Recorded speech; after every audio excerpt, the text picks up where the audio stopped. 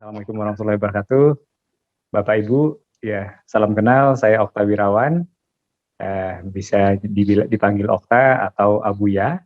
Abuya itu Abu Yahya. Jadi saya punya anak 4 orang. Anak ketiga itu laki-laki, namanya Yahya, Abuya. Dan dari anak ketiga itu kami memulai bisnis kuliner dengan brand pertama itu kedai Abuya. Kedai Abuya sudah berjalan 5-6 tahun, ya udah hampir jalan 6 tahun saat ini. Nah, kita ada beberapa brand kedai Abuya, ada Kebuli Abuya, kemudian ada ayam asap Abu Dhabi, ada bakmi Madinah, kemudian ada ayam geprek blasteran. Sebenarnya di bisnis kuliner ini sudah berjalan 19 tahun, tapi sempat tutup, kemudian kerja, kemudian 5 tahun terakhir balik lagi ke bisnis kuliner. Jadi mungkin demikian perkenalan singkat. Nanti jika ada hal yang pengen ditanyakan lebih lanjut bisa ditanyakan langsung di sini ataupun Japri nanti ke depannya. Terima kasih. Wah, jadi Abuya itu dari nama anak juga ya, Mas? Iya, dari anak. Keren-keren, bikin nama kuliner tuh kita nggak usah repot-repot, dari keluarga sendiri ternyata juga bisa. Nggak usah bingung-bingung. Iya. Oh ya, Mas, aku mau nanya nih, kenapa sih tertarik untuk memutuskan bisnis kuliner ala-ala Timur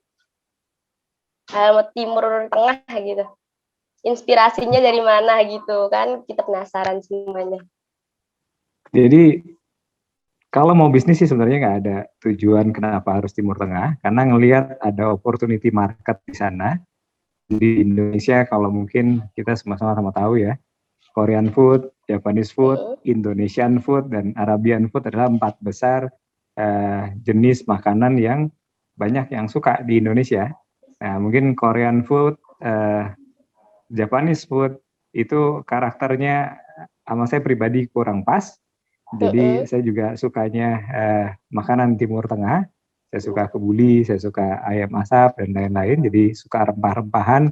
Jadi pertama dari sukanya ke makanan Timur Tengah dan mungkin juga secara karakter juga lebih cocoknya ke sana dibandingin ke Korea-Koreaan gitu kayaknya.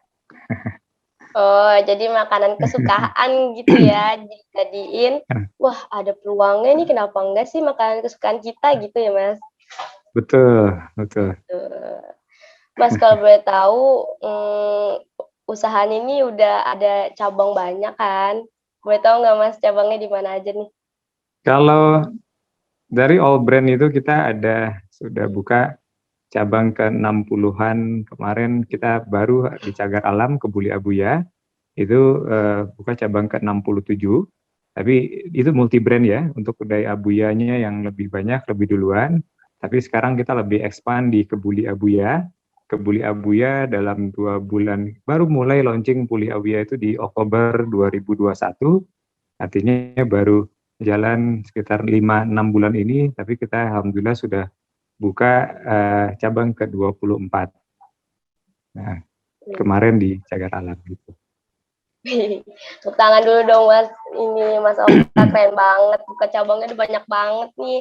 Mas Okta, tipsnya gimana nih biar bisa buka cabang banyak kayak gitu? Semua juga pasti proses trial error ya. Jadi saya pun juga mulai bisnis kuliner itu dari franchise juga, kita bermitra. Jadi kalau 19 tahun yang lalu, saya malah bermitra dengan salah satu brand serabi di Setiabudi, mungkin banyak yang tahu. Dan kemudian dibawa ke Bogor, dan gagal. Terus kemudian belajar macam-macam brand, sampai akhirnya ketemu satu titik di Kebuli Abuya ini ya. Nah, intinya sih kalau andaikan kita buka cabang, harus dipastikan dulu memang cabang utamanya sudah terbukti profit, sudah terbukti bisa menghasilkan, sudah terbukti bisa balik modal. Nah, setelah itu tinggal kita copy sesuatu yang sudah berjalan baik itu ke cabang-cabang yang lainnya. Ya mungkin disupport dengan adanya central kitchen, itu akan bisa lebih mempermudah. Jadi kalau kita buka setiap cabang, butuh setiap cabang itu tenaga yang punya skill atau harus ada koki dan lain-lain, pasti tidak akan secepat kalau andaikan semuanya bisa disentralisasikan di central kitchen. Intinya sih begitu ya. Jadi memastikan terlebih dahulu salah satu brand atau cabang utamanya sudah profit, sudah bisa menghasilkan, kemudian kita baru buka cabang. Nah, nanti tinggal sistemnya bisa digunakan sistem central kitchen salah satunya. Disesuaikan juga tentang lokasi cabangnya ya, Mas. Betul, betul. Mas, ngomong-ngomongin soal tips-tips yang tadi Mas bilang, kayaknya Mas katanya ada materi yang ingin disampaikan nih, sesuai judul ospek kita juga kali ini juga, yaitu 5 kesalahan untuk pemula ya. 5 kesalahan pebisnis kuliner. Oh, ya, ya, ini sih sebenarnya 5 dari ratusan kesalahan yang pernah saya bikin di kuliner. Ya, ini yang ingin disampaikan, di-share ke Bapak Ibu semua yang ada di sini, mudah-mudahan bisa bermanfaat, karena 19 tahun perjalanan di bisnis kuliner ini pastinya ada ratusan atau bahkan ribuan kesalahan-kesalahan yang pernah kami bikin. Tapi 5 utamanya ini yang kami rangkum, saya rangkum yang nanti bisa di-share, mudah-mudahan bisa bermanfaat untuk teman-teman atau Bapak Ibu semua. Amin. Jadi kita share dulu nih ya, Mas. Boleh, ya, share ya. Materinya. Oke. Sambil menunggu admin kita untuk masukin materinya, untuk teman-teman aku mau ngingatin, kalau ada yang mau kirim pertanyaan atau ngasih pertanyaan, bisa langsung ketik dan chat di kolom komentar ya. Oke nih, materinya udah ada nih Mas Okta, silakan untuk dipresentasikan materinya, dipersilakan. Baik, oke, bismillah, 5 kesalahan utama para pebisnis kuliner utama. Kita bisa next slide dulu. Perkenalan kayaknya sih udah. Lanjut. Oke, ini saya Okta Wirawan, saat ini founder dan CEO dari Abindo Group. Terus kemudian juga ada experience di retail lebih dari 20 tahun. Kita next. Jadi, develop a great business is like a puzzle. Jadi, ini saya mengumpamakan membuat bisnis kuliner ataupun bisnis itu sama kayak kita pemain sepak bola, kita membangun tim sepak bola. Artinya kayak puzzle, nggak bisa salah satu part itu kosong gitu ya. Jadi misalnya kita punya pemain penyerangnya bagus, tapi pemain tengah, pemain belakang ataupun kipernya nggak bagus juga pasti tidak akan bisa menjadi tim yang baik. Kalau misalnya kipernya udah bagus, backnya bagus, pemain tengahnya bagus, kemudian pemain depannya juga bagus, tapi pengelolaannya, manajemennya ataupun manajernya, pelatihnya nggak bagus juga nggak akan bisa menjadi tim yang baik. Artinya untuk bisa menjadi pemenang di tim sepak bola, artinya kita harus lengkap semua tuh puzzle-nya. Jadi ya pelatihnya, klubnya, kemudian pemain-pemainnya, semuanya tuh harus seimbang, harus baik semua. Nah, di dalam bisnis kuliner pun juga sama.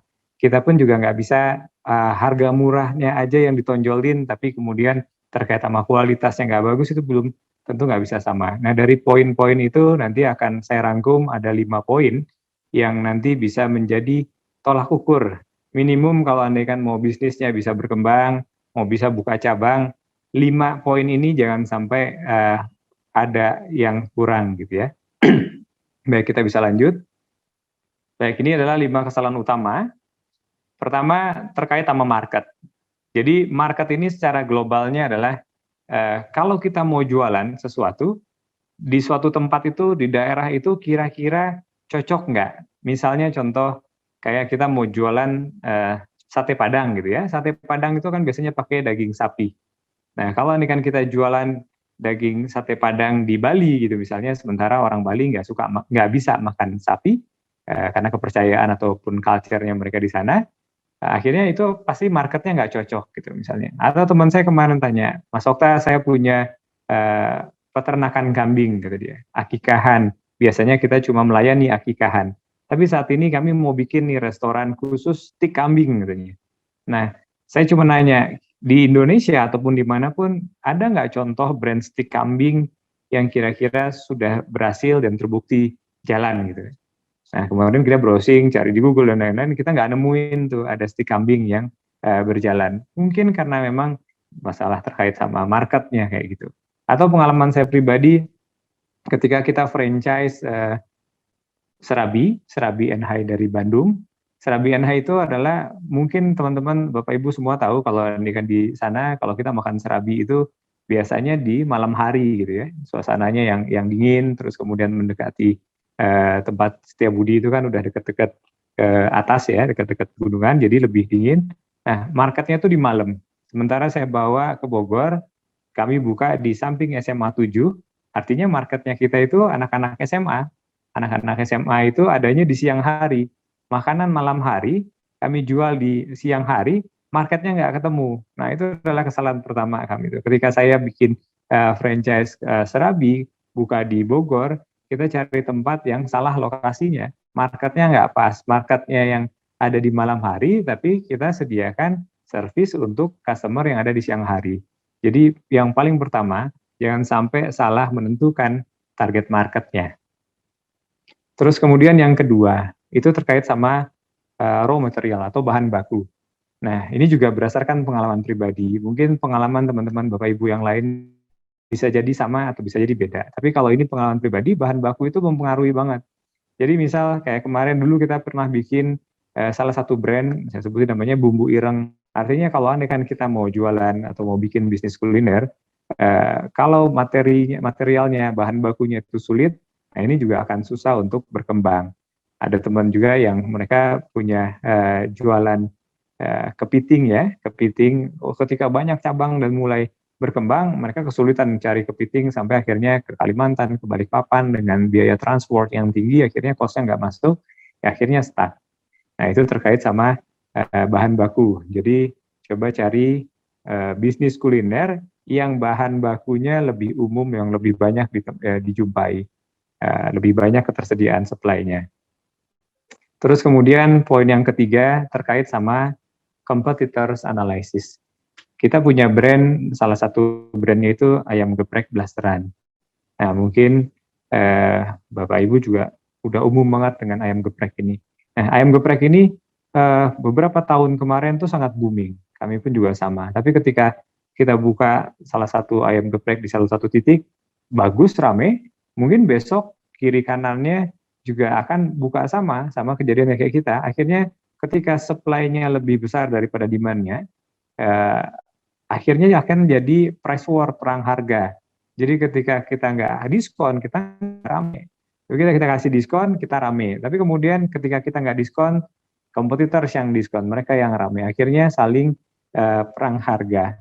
Nah, terkait sama kompetitor ini pun juga mungkin banyak yang tahu, kayak ada es kepal Milo, terus sebelumnya juga ada produk-produk yang banana nugget gitu ya. Produk-produk yang memang entry barrier-nya itu rendah. Jadi ketika kita mau bikin bagus, gampang, besok kiri kanan pun juga akan jualan yang sama. Jadi kita harus menganalisa nih, ketika kita mau masuk ke bisnis ini, kira-kira ini bisnis gampang nggak untuk diikuti sama kompetitor? Entry barrier-nya gimana, tinggi apa rendah? Itu poin yang ketiga. Dan keempat, lebih ke operational handling-nya. Kalau kita udah bagus marketnya, kemudian raw materialnya pun juga mudah, supply-nya banyak, kompetitornya pun juga bisa untuk dijaga gitu ya. Tapi kemudian operational handling-nya sulit. Nah, di salah satu brand kami, kedai Abuya, kita punya 40 menu. Ini akan susah untuk di-copy di semua cabang, karena ada 40 macam menu, ya tentu pasti ada 40 gawang yang harus dijaga.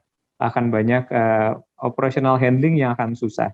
Jadi kayak kita ke kedai Abuya, ya kita harus menjagain bahan baku, quality produknya, terus kemudian pengeluarannya terkait semua menu-menu yang ada. Misalnya ada menu sayurannya, ada ayam bakar, ayam goreng, bebek, ikan crispy, terus kemudian ada nasi kebuli, semua menu bisa ke cover, handlingnya akan bagus banget. Jadi kalau orang bilang banyak menu akan menghasilkan revenue yang tinggi, belum tentu. Kalau andaikan misalnya banyak menu dan kita bisa menjaga quality dan semuanya dari menu-menunya tersebut, ya itu akan lebih baik. Tapi kalau andaikan enggak, ya mungkin benar yang orang bilang more is less gitu ya.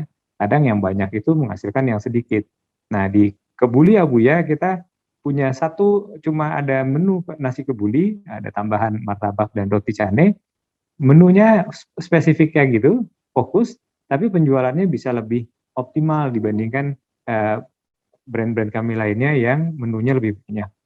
Jadi operational handlingnya itu yang akan susah. Jadi poinnya, customer kalau bosan untuk memakan sesuatu, mereka mungkin akan datang lagi untuk kemudian harinya ketika mereka pengen lagi. Tapi kalau customer kecewa, mereka tidak akan mungkin mau balik lagi.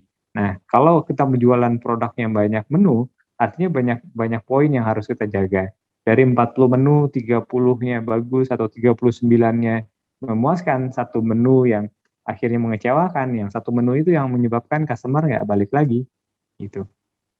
Terus kemudian yang terakhir lebih ke bisnis kontrolnya.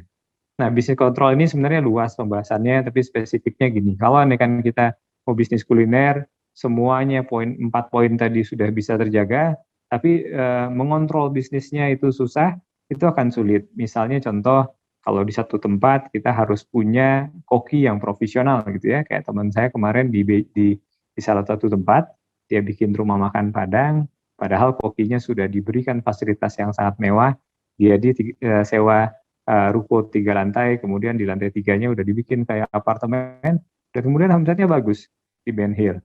Rumah makan Padang omsetnya bagus, bisa sehari 20 jutaan, ya kan? Tapi ternyata setelah berjalan 2 bulan, kokinya resign, bikin sendiri rumah makan yang sama. Artinya secara bisnis kontrolnya itu bukan kita yang handle nih. Ini bisnis bukan bisnisnya kita, tapi lebih ke bisnisnya si koki. Karena tanpa kokinya itu kita nggak bisa, benar ketika kokinya itu resign, mereka nggak punya pemasak lainnya dan akhirnya sampai sekarang masih tutup. Nah, ini yang saya maksud dengan bisnis kontrol. Jadi dari sekian banyak hal yang harus kita jaga, minimum kalau Bapak Ibu, teman-teman, dan saya sendiri bisa fokus ke market, raw material, terkait sama kompetitor, operational handlingnya gimana, dan kemudian bisnis kontrolnya bisa kejaga, 5 poin itu bisa terjaga, insya Allah sih bisnisnya bisa di scale up, insya Allah bisnisnya bisa dibukain cabang-cabang lainnya. Mungkin itu yang bisa saya sampaikan dari 5 kesalahan utama ini, nanti kita lebih banyak diskusi. Baik, saya kembalikan ke hostnya ya, terima kasih. Wah, keren banget nih presentasinya, Mas. Jadi pembelajaran juga buat kita semua yang baru membuka bisnis kuliner. Aku mau nanya dikit boleh nggak, Mas? Tentang poin pertama. Kalau kan tadi kan poin pertama itu kan market ya. Ada tips nggak nih, Mas, kita buat tentuin marketnya? Jadi kalau mudahnya gini, kalau menentukan market, kita lihat aja kompetitor sejenis. Kalau andaikan kompetitor sejenis di situ rame, ya berarti marketnya bagus. Misalnya contoh kalau kita Indomaret ya, ada Alfamart yang rame, Indomaret pasti akan buka. Begitu sebaliknya kan, ketika ada Indomaret yang rame, Alfamart juga pasti akan nempelin di situ. Nah, kami juga sama. Ketika kami membuka Kebuli Abuya, kita lihat nih di daerah itu ada nggak sih pemain kebuli yang rame gitu. Kalau andaikan ada pemain kebuli yang rame, berarti marketnya bagus nih. Nah, akhirnya kita bisa masuk. Jadi yang paling gampang shortcut untuk melihat suatu tempat itu marketnya bagus atau enggak, ya kita lihat kompetitor sejenisnya sukses nggak di sana gitu. Oke. Untuk promosinya kayak gitu ngaruh nggak sih, Mas? Kayak tempat kita promosi dan target-target promosi kita tuh kayak gimana, itu ngaruh nggak sih kalau buat bisnis kuliner? Oh iya, promosi pasti pengaruh ya, terutama untuk mengenalkan produk-produk di awal. Jadi mengeksekusi atau mengakuisisi new customer itu penting, tapi memang menjaga customer itu untuk loyal itu juga jauh lebih penting. Nah, dengan promosi tersebut itu kita bisa mengundang customer baru untuk masuk. Tapi yang lebih penting adalah menjaga kualitas servis, menjaga produk dan lain-lain agar mereka loyal. Jadi promosi penting untuk mengenalkan tempat, mengenalkan rasa, mengenalkan produk dan lain-lain. Gitu. Untuk channel promosinya nih, channelnya di mana aja nih, Mas, untuk promosi bisnisnya? Ya biasanya kalau kita ada yang menggunakan FB Ads, menggunakan Instagram Ads, ataupun juga pakai banner-banner yang di jalanan. Jadi tergantung dari target marketnya kita nantinya ya. Ada yang memang tempat-tempat, lokasi-lokasi tertentu yang memang mereka lebih familiar menggunakan Facebook, ya kan, middle low biasanya FB ya, kita lebih banyak ke FB Ads dibandingkan Instagram Ads, gitu sih. Mas, kan tadi kan kata Mas kan Mas sudah punya banyak, Mas kan udah punya banyak cabang ya. Terus gimana cara ngebagiin promosinya nih? Apa dijadiin satu aja atau kita punya masing-masing promo yang berbeda gitu? Terus cara handle waktunya tuh gimana gitu? Supaya nggak bentrok? Jadi kalau untuk promosi ada dua, ada yang terpusat, ada yang memang in-store promo. Jadi kalau yang terpusat ya kita akan promosi misalnya terkait sama event tertentu, misalnya event Ramadan gitu ya. Event Ramadan itu kan sama tuh di semua lokasi juga pasti akan merasakan impact yang sama. Misalnya harga untuk take away lebih murah pada saat Ramadan biar banyak orang yang beli bungkus nasi box gitu ya. Tapi ada juga yang memang kita promosi in-store, itu tergantung dari kondisinya. Misalnya ada satu cabang yang memang penjualannya lagi turun gitu ya. Nah itu mungkin di cabang itu kita akan analisa apa sih yang penyebab turunnya. Nah, nanti kita akan melakukan in-store promo di cabang-cabang itu. Sebelumnya boleh tahu nggak nih cara sharing promosi pas awal buka outlet, gimana caranya? Jadi kalau untuk buka outlet kita biasanya pada saat renovasi, yang pertama kali dipasang itu bannernya terlebih dahulu. Jadi kita ada building signage, kalau di Kebuli Abuya kita bikin banner yang sangat besar di depan, itu nasi kebuli promo harga coret dari 25.000 menjadi 20.000 menggunakan beras basmati, ayam seperempat ekor, menggunakan kismis dan lain-lain. Itu kita udah explore dulu sebelum kita buka. Nah, jadi customer ketika kita buka, mereka udah ngeliatin minimum seminggu sebelum buka itu mereka udah tahu, oh di sini akan buka Kebuli Abuya, ada produk yang menggunakan basmati dan lain-lain. Itu yang pertama. Kedua, ya kita pasti akan menggunakan Instagram atau FB Ads ya. Pada saat sebelum opening bahwa menginformasikan kalau kita ada akan opening dan kemudian kita ada promo harga diskon dari 25 ke jadi 20.000 untuk nasi kebuli ayamnya. Jadi hal-hal yang kayak gitu. Jadi udah halo-halo. Kita biasanya juga masuk ke grup-grup Facebook di warga-warga sekitar gitu kan. Kemudian kita cari karyawan yang memang warga sekitar yang mereka ada di WA grup dari wilayah-wilayah sekitar gitu. Begitu.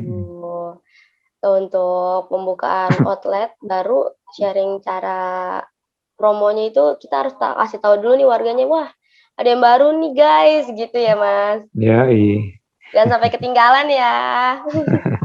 Ada promo. Mas Okta, ada yang nanya nih, kedai Abuya belum ada di cabang Bogor ya? Apakah membuka peluang kerjasama dengan sistem franchise? Oh ya, di Bogor, insya Allah di bulan habis Lebaran kita buka 2, ada di Cilebut sama di Bogor Indah Pajajaran. Jadi ada 2 cabang Kebuli Abuya ntar insya Allah di Bogor. Tapi ya kami juga membuka peluang untuk bermitra. Jadi kemitraan kita juga ada 2 tipe kemitraan. Ada kemitraan yang dikelola mandiri, ada yang kemitraan yang autopilot yang kami kelolakan. Gitu. Untuk tahu detailnya seperti apa nanti bisa japri ke saya, nanti proposalnya kami kirimkan insya Allah. Amin. Jadi dapat investor nih. Amin. Oh iya, aku belum nanya. Nih Abuya ini modalnya dari mana ya Mas?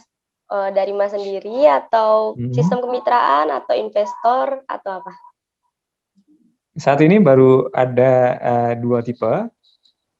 Pakai ya dana pribadi dari cabang yang kami mandiri yang buka sendiri, kemudian juga ada yang kami mitrakan. Jadi cabang-cabang dari Abuya rata-rata dari pribadi dan kemitraan.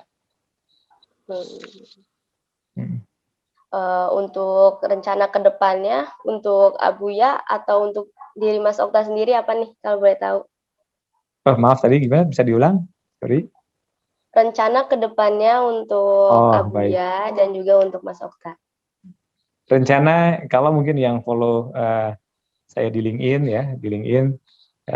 di sosial media ataupun di Facebook dan Instagram, hampir setiap hari saya posting tentang mimpi kami, karena kami bermimpi akan membuka 1.000 cabang Kebuli Abuya, membuka 10.000 lapangan kerja, dan memberikan 100.000 nasi box gratis setiap hari.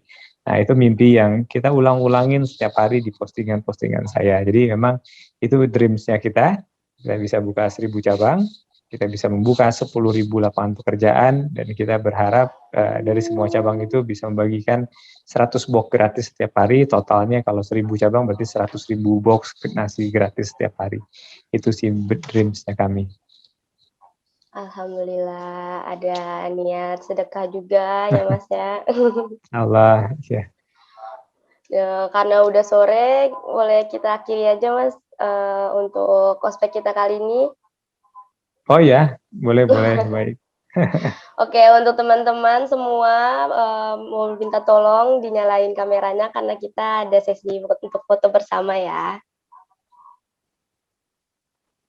Oke Mas, sambil nunggu teman-teman kita semuanya nyalain kamera nih, ada pesan untuk pengusaha kuliner yang lain nggak nih Mas, supaya bisa sukses seperti Mas Okta? Ya buat Bapak Ibu yang semua, jadi tipsnya lebih ke poin yang tadi, 5 poin tadi, kalau andaikan dijalankan, ya terkait sama market, terkait sama operational handlingnya, bahan baku, dan 5 poin yang tadi saya share, kalau semuanya itu sudah bisa dijalankan, insya Allah bisa berjalan dengan baik. Artinya bisnis kuliner ini ya sama kayak seperti kita membuat puzzle gitu ya, kayak tubuh, satu kesatuan tubuh. Nggak bisa salah satu doang yang strong. Jadi kalau andaikan kita punya makanan sudah enak banget nih, tapi kenapa masih sepi? Nah, memang enak doang belum cukup gitu loh. Atau bilang saya udah banding harga udah paling murah, dijamin paling murah dan paling enak. Tapi harga murah dan rasa paling enak pun juga belum cukup. Karena memang di bisnis kuliner itu ya adalah ya kita membangun puzzle harus komplit semuanya. Jadi harga, ya rasa, ya tempat, ya karyawan, ya servis, semua itu harus harus benar dulu, harus kuat dulu, baru kita bisa berjalan dengan baik. Itu memang bisnis kuliner. Ya tidak mudah, tapi insya Allah bisa.